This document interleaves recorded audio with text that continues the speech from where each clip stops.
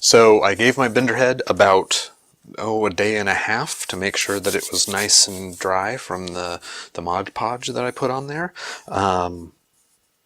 It's not perfectly smooth, but it has gone a long way to smooth a lot of some of the areas that I couldn't really get into, that I would have a hard time getting into, and did have a hard time getting into with the sandpaper. And just in general. And even though it's done that, it's still given me a nice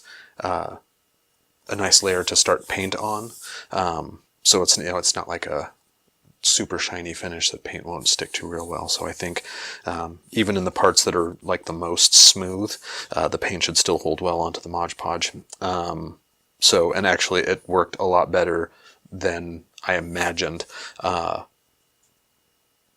And if I wanted to, I could probably just go crazy and do like 9 layers of Mod Podge on here and make virtually everything, no bumps, no ridges.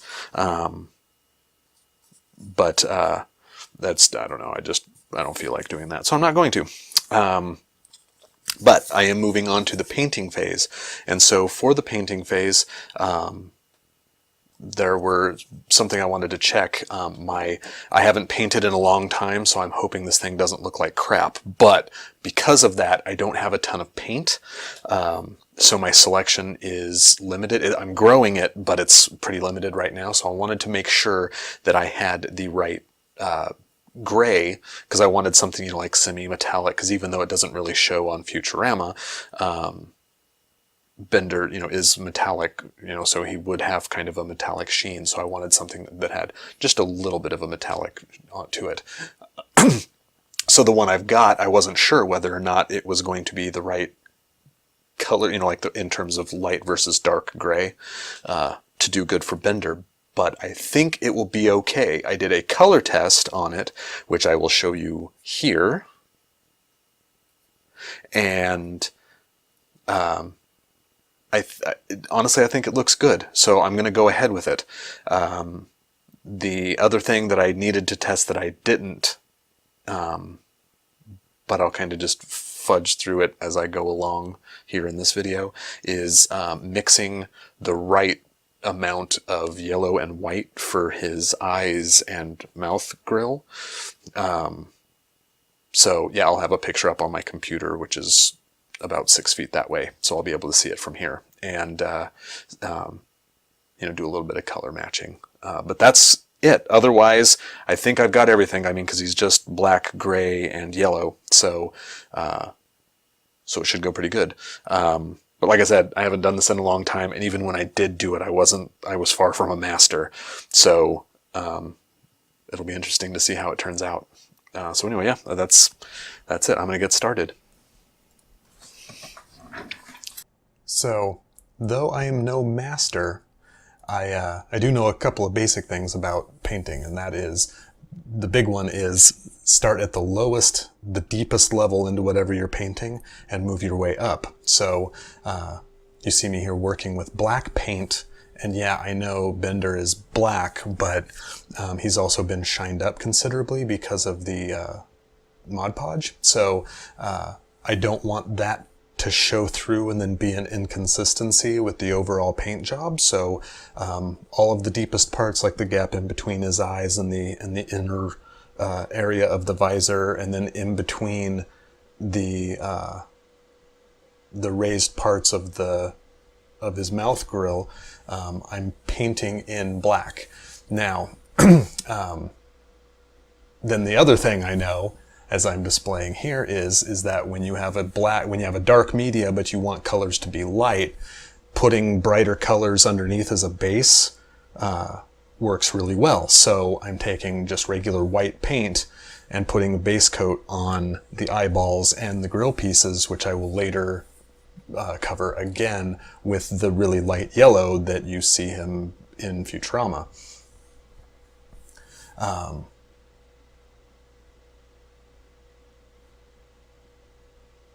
So I'm using 2 layers of white as my base, just to make sure, because I don't want any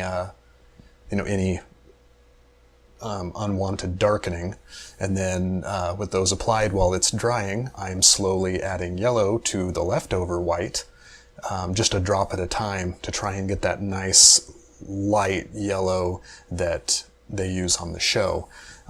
It took a lot longer than I thought, but as a kind of an added bonus, I'm using the yellow is a phosphorescent, so it actually glows in the dark, and I was mixing that in to the white, but I wanted it to be a little more yellow and a little more glowy, but the phosphorescent paint was making the white paint really, really chalky.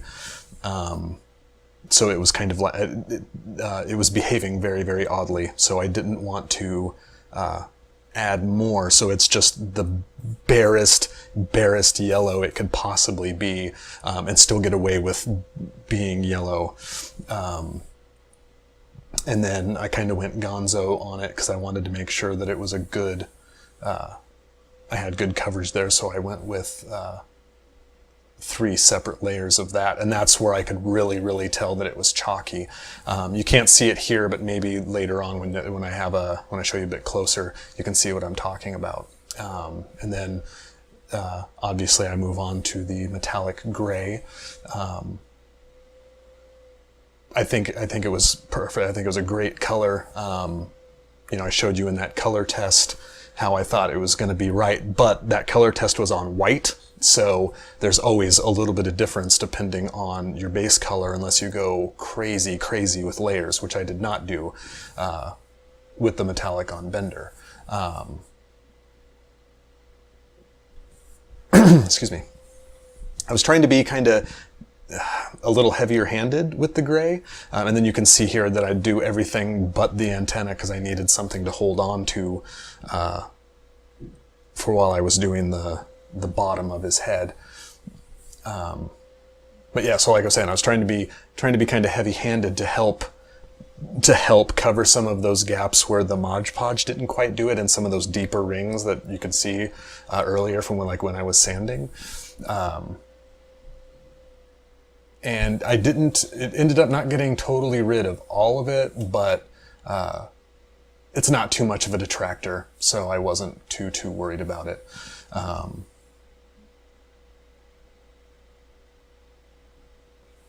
So yeah, you can see I had to refill on my metallic, and then as I'm putting the third coat on, I didn't go so crazy with it. It was a bit thinner. It was mostly a consistency coat, just to make sure everything had the right kind of sheen. I mean, the second coat did look good, but I don't know. I felt like doing a third coat, so I did.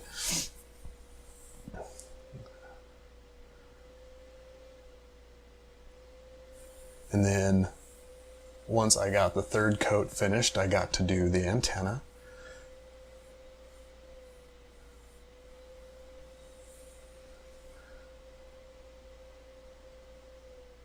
Now I'm using black again to basically cover up where I painted too far on the grill and the eyes, because fortunately all of that light yellow was surrounded by black, so I didn't have to worry about multiple colors. So yeah, I got some more of my black out, and actually I kind of had a hard time working with the black because I'd owned it for too long and it kind of got clumpy, and I do not have the expertise or the materials to go about making it a thin consistency again. So that's something I'll research, but I'll probably just end up replacing it with new, because folk art, for as good a paint as it is, gladly, it is pretty cheap. So here I am really quick throwing on the protection coat, and there it is.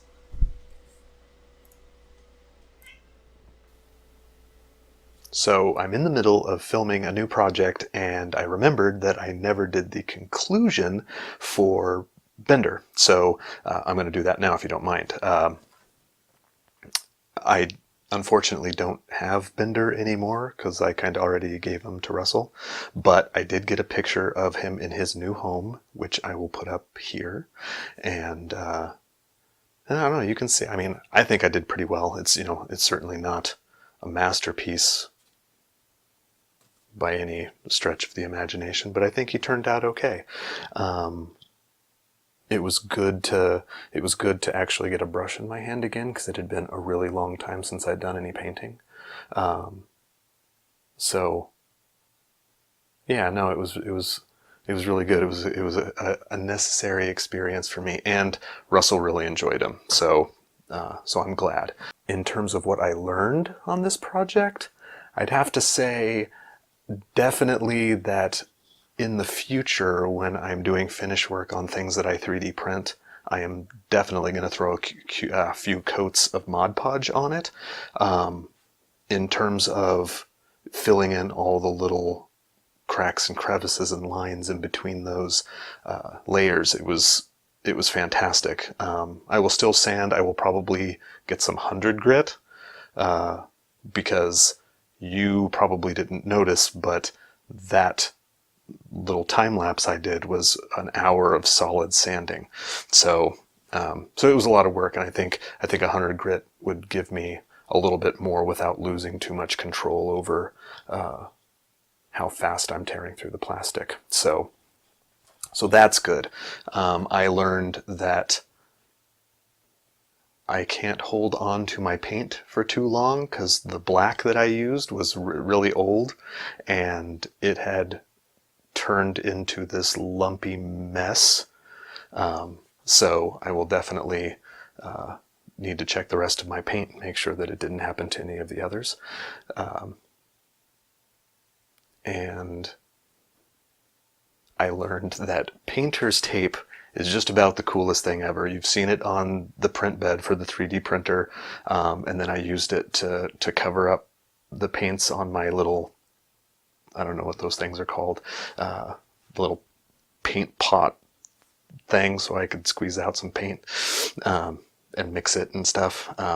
It worked out well. I mean, when I cleaned that thing off like it was almost 3 days later, that really white yellow that I made for Bender's eyes and mouth grill still had wet paint in there. So that's a handy trick that I will be remembering down the line. But yeah, other than that, like I said, I got it to Russell. He really enjoys it. And so I think it was a mission accomplished for that particular accidental commission.